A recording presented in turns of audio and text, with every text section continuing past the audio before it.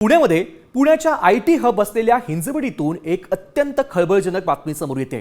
Phase 2 मधील think technology India ही company अचानक रातोरात बंद झाली आहे। त्यामुळे 700 पेक्षा अधिक सॉफ्टवेअर इंजिनियर आणि फ्रेशर्सवर अचानक बेरोजगारीची कुऱ्हाड कोसळली आहे। गेल्या काही महिन्यांपासून पगार थकवणाऱ्या या कंपनीनं कर्मचाऱ्यांना दिलेले चेक्स तर बाउन्स झालेच आहेत, मात्र लॅपटॉपच्या नावाखाली घेतलेली 50,000ची सुरक्षा ठेवही परत न करता कंपनीनं कार्यालयाला थेट टाळं ठोकलंय। दरम्यान या संदर्भात अधिक माहिती देण्यासाठी आमचे प्रतिनिधी गोपाळ मोटघरी आपल्यासोबत आहे। गोपाळ, आपण बघतोय की रातोरात ही आयटी कंपनी बंद झाली आहे, 700 कर्मचाऱ्यांवर बेरोजगारीची कुऱ्हाड कोसळली आहे। काय नेमकी कारण आहे कंपनी बंद पडण्याचं आणि कंपनीनं काही स्पष्टीकरण दिलंय का? काय अधिकची माहिती आहे?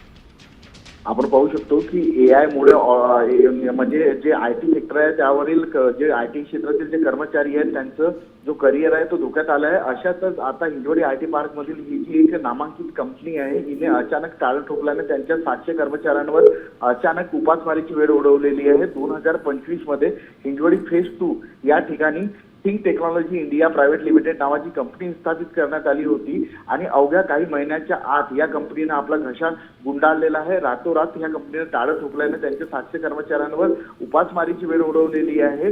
इतकंच नाही तर ह्या कंपनीने त्यांच्या कर्मचाऱ्यांकडून अनामत रक्कम म्हणून 15,000 रुपये घेतले होते आणि पगार देण्याच्या नावावर जे चेक देण्यात आले होते ते चेक देखील बाउन्स झालेले आहेत। या संदर्भात कंपनीचे जे कर्मचारी आहेत त्यांनी हिंजवडी पोलीस स्टेशनमध्ये कंपनीच्या संचालक मंडळाविरोधात तक्रार दाखल केली। नक्कीच गोपाल, धन्यवाद दिलेल्या या माहितीसाठी।